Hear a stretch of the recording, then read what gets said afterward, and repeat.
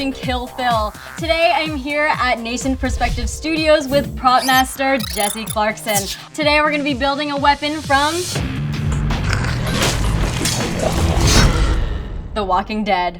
Hey Jesse. Hi Mari. Nice to finally meet you. Yeah, you too. Welcome to the shop. Are you a fan of The Walking Dead? Oh, absolutely, absolutely. I'm a huge fan. I'm a big fan of just all things zombie in general. It's kind of my favorite movie monster. Is, you know. I might have an assignment for you pertaining to Daryl. What do you think about that? Definitely. He's one of my favorite characters on the show. Just kind of his stoic nature and how he's so just kind of cut and dry. You know, no BS kind of guy. So Daryl is a character that is not in the graphic novels, but he's on the show. What are you gonna build for us? I think since it's Daryl, it's gonna be his crossbow, obviously. Sweet. But all the weapons on that show, they've actually found. It's the post-apocalypse, so they've looted it from sporting goods stores, gun stores, things like that. So there's nothing really spectacular about his crossbow in general. And so I think what I want to do is kind of make it, since people think I look like Daryl, if I were Daryl, I'd make my crossbow. So, we'll add a couple of different elements to it, see what we can do to make it a little more gnarly, a little more like the ultimate zombie killing crossbow. Sweet. So it's Daryl with a splash of Jesse in there. Exactly. I'd say it's more like Jesse with a splash of Daryl. So what is this that we've got over here? This is our little replica of Carl's gun. We figured since we're going to be making weapons from Walking Dead, we should make some of the cooler ones, obviously with the exception of the crossbow. So one of my guys, Aaron here, took our gun here, put our baseball bat silencer on it, hose clamped it on. A zombie apocalypse and this gun is what every 12-year-old asks for, right? Exactly.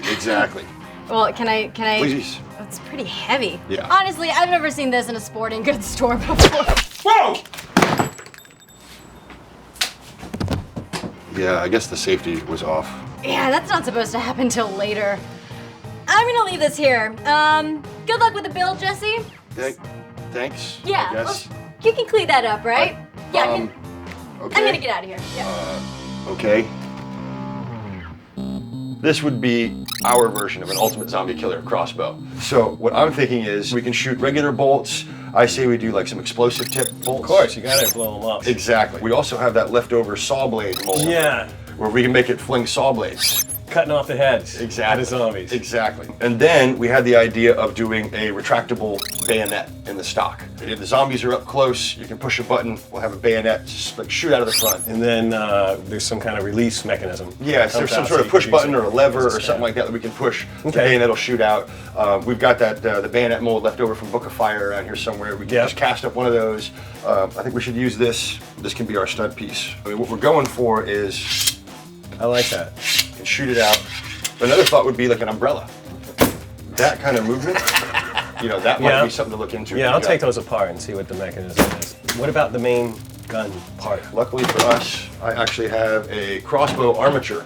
I picked this up at a yard sale a couple years ago. But most importantly, it actually has our crossbow firing mechanism, which would be the hardest thing for us to build from scratch. In a situation like this, there's no sense in reinventing the wheel. If you can buy something that has, the parts already in it, then by all means, make it easier for yourself. Put the tube here, bayonet underneath. You sculpt a grip. Yeah, I'll probably turn something on the lathe or something like that. Okay. We just got a new lathe, so we get to use that on this one. So new toys are always fun. Yeah. I'll tell you what, if you want to start working on that, I'll get started here. I'm gonna go ahead and cut off the butt. I'm not crazy about the stock in the back. I like this stock better, just to make it a little more tactical, make it look a little bit cooler.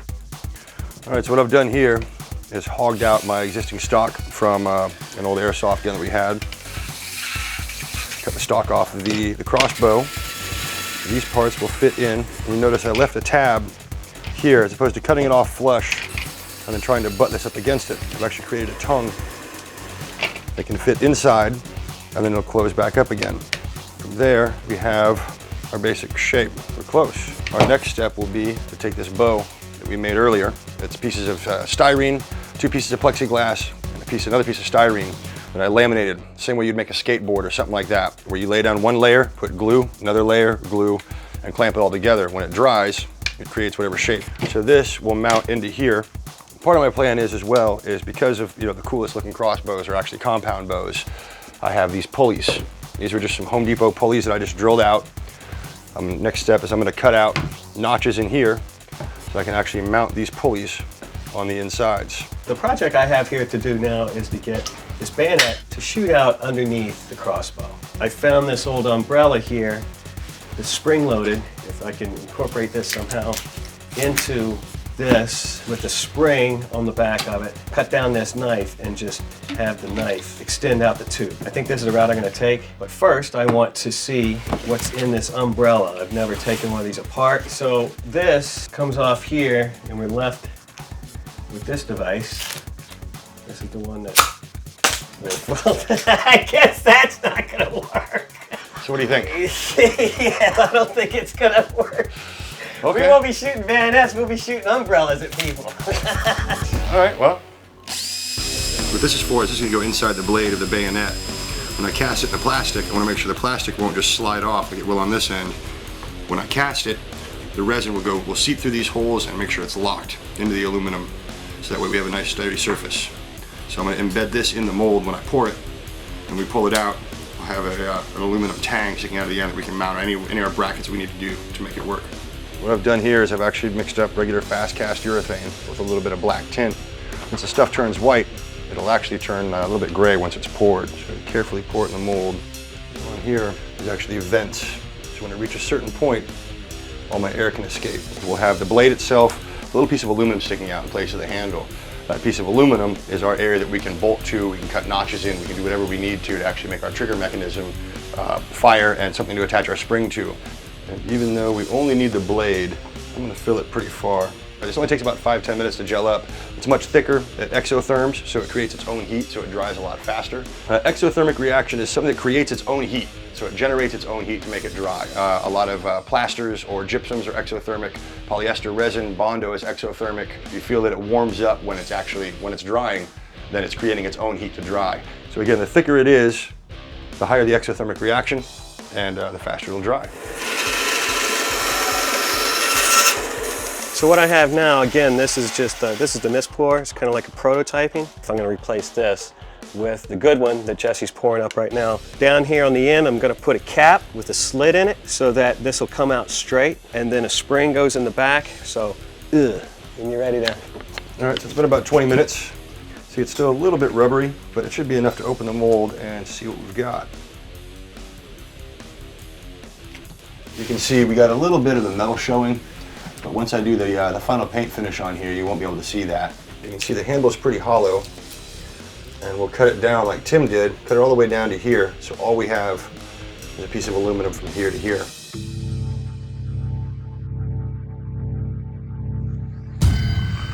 All right, we made a little progress on the armature for the bow. Replaced the stock. Obviously you saw us cut off the handle yesterday, and hollow out the inside of this. I actually filled it full of fast cast, just to give a little bit of weight, a little bit of density in comparison to the rest of the gun, which is pretty heavy. Now we got some weight on the back end too.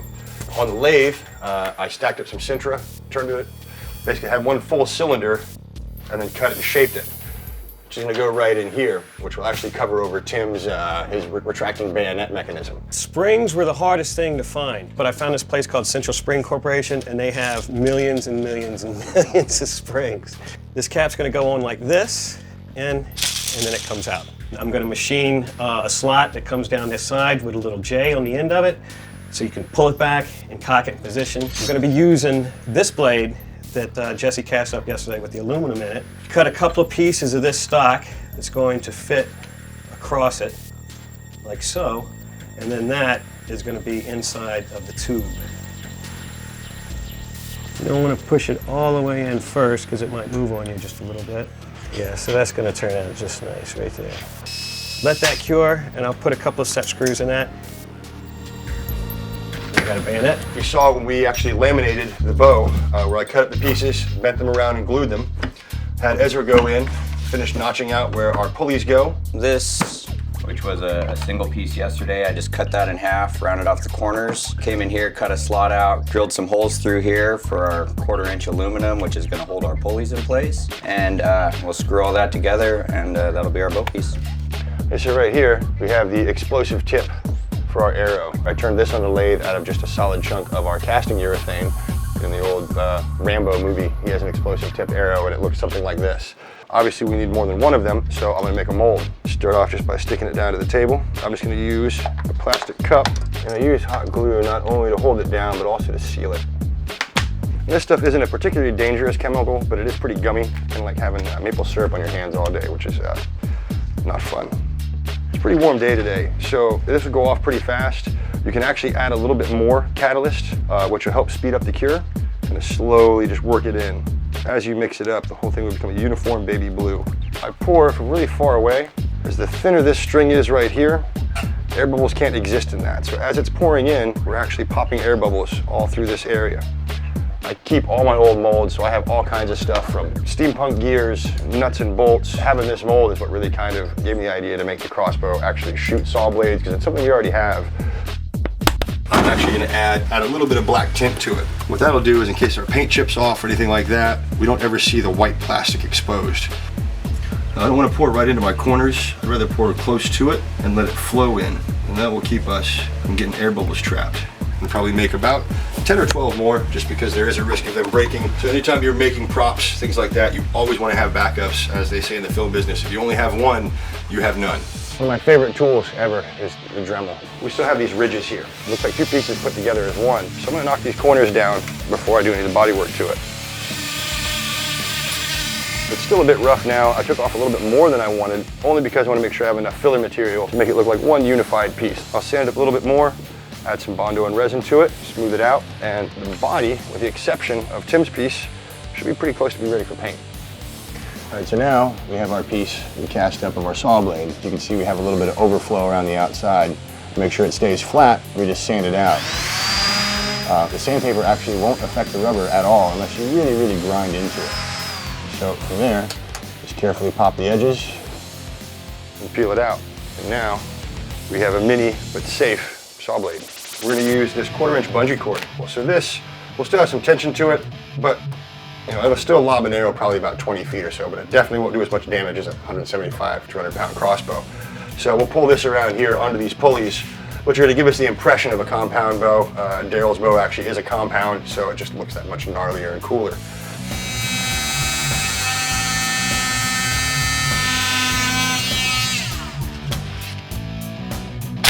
Using CA glue usually works really well, but it's actually kind of a fragile bond. When you use hot glue, it kind of sticks really well, but keeps a little bit of flexibility.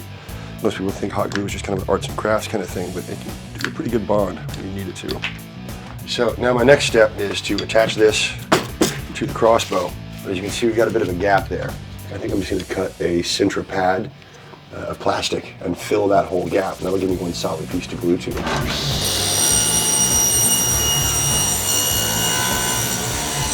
So now, this little piece I'm going to attach on here. I really want to make sure this thing's glued down. There's a lot of percussion from this thing springing out. The last thing we want to do is have the whole thing shoot off.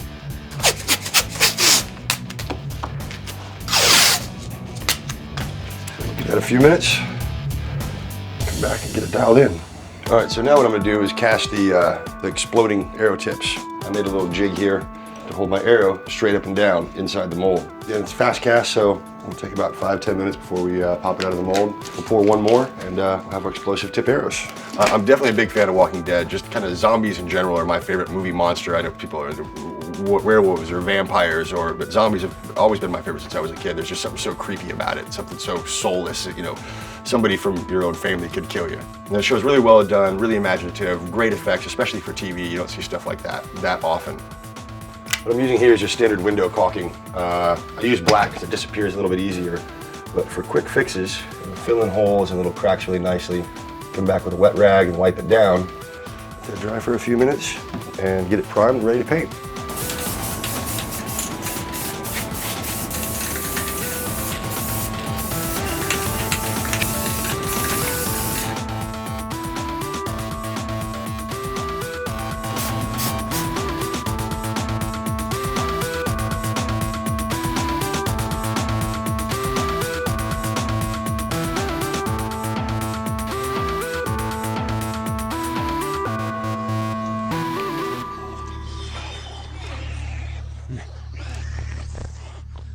So here we are, you guys. I think that this is it. I'm so stoked, and I'm sure... You have dogs running around? No. Okay, I don't know what that was, but anyway, I'm sure you guys are super stoked to see this too, so let's have at it.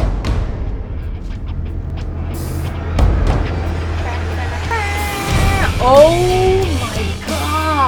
This is gorgeous. Thank you. Oh my gosh. It was a pretty straightforward build, not simple by any means, but we started off with a crossbow armature that I had laying around. I cut the stock off and put an airsoft stock on it just to make it look a little more tactical, less like a rifle, a little more custom made. What we did is soft strung the bow, so you can see it's actually elastic. So it's semi-safe, but it'll still throw an arrow pretty far. Awesome. And of course here we have our explosive tips. Ah, sweet. So make sure you don't drop these. Okay. I'm not so good with this sort of thing, you know, not very careful. And how about the overall look and the paint of this? I just did a basic flat black over it. What I do is I wet the whole thing down and then I spritz it with some white, which gives it kind of the oxidized look. There's some rust colors in here. The more layers of paint, the more aged it looks, the more realistic it looks. Obviously, this isn't a brand new crossbow. It's been killing zombies for a while, so it needed to have a bit of age to it. What do you do if there's like a zombie right in front of your face? Do you just take it and just whack the zombie? I mean, well, that's one of the added features to this. You know, a crossbow can be kind of tricky to load. It's not like a gun. You have to sit it down, pull the string up, get it to lock into place. So we decided to add an extra feature for close quarters combat. So in case you get in, you don't have time to load your arrow. Jesus! You're gonna poke an eyeball. Good God, this is kind of like the Chuck Norris of all weapons. Well, I can confidently say that Daryl would be proud of this weapon. I would hope so. Well, can I use it? Absolutely. We'll step outside. We have a place to shoot it. I'm sure we can find something that you can hit. Sweet, I'm so stoked. Right. Ha ha ha ha. Oh yeah.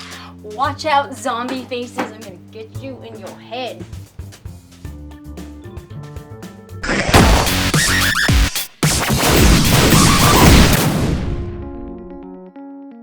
Get your film fix. Subscribe to CineFix.